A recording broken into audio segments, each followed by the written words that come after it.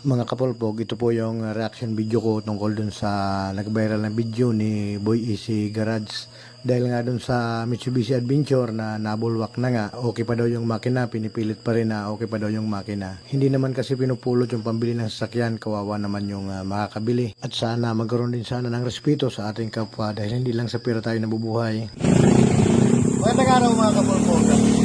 Napanood ko yung video ni Boy Easy Garage. Ngayon, tungkol dun sa adventure na binibinta niya, yung binili nung diary na bumili sa kanya, tapos yung pinapahiya yung veteranong mekaniko. Boss, talagang tatalsik ka pag nireview. Ha? So, parehas yung makina nito. Adventure na di gasolina. Itong unit ay sa pinsan ko, ayan o. Yung vlogger din natin na pinsan ko, si Boss G. Saka ito si Primo Raquel. Ito nga, mga kapulpog, wala ring thermostat ito. Ganito yung makina na wala pang tama yung cylinder head gasket. Ayan. Sige, start mo, Prime. Ayan o. Walang bulwak yan. Tapos, kahit irig mo yan, ayan o. Ayan o. Talagyan pa natin ng tubig para mapuno.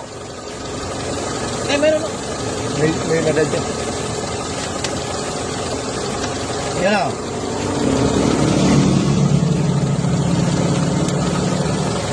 Tubig lang ang nakalagay dito. Tingnan natin kung babubbles yan or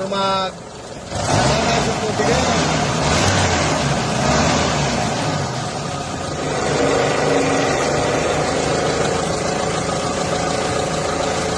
Kung makikita naman ninyo, imbis na pag nirevolusyon, imbis na bumuga, pahigop. Ayan o.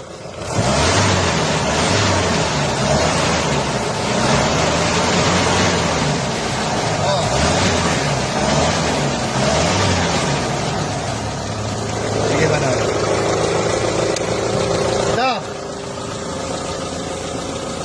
Ito yung matino o maayos yung cylinder head gasket. Walang problema yung makina. Yung makina niya na pinakita doon sa vlog niya ni Boy Easy Garage na pag nirevolusyon ay natalsik, may problema yung head gasket doon. Yan o.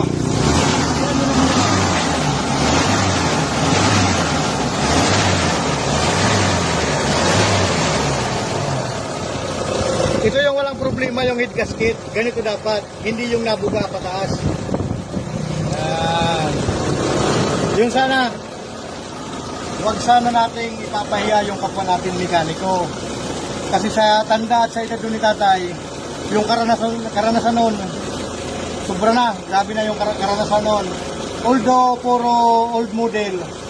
Pero kahit ako, hindi ko pa kayang pantayin yung karunungan noon, yung kalaman noon. Kaya, respeto. Aminin kung ano ang mali. Saka huwag ipipilit yung mali. Yun lang po.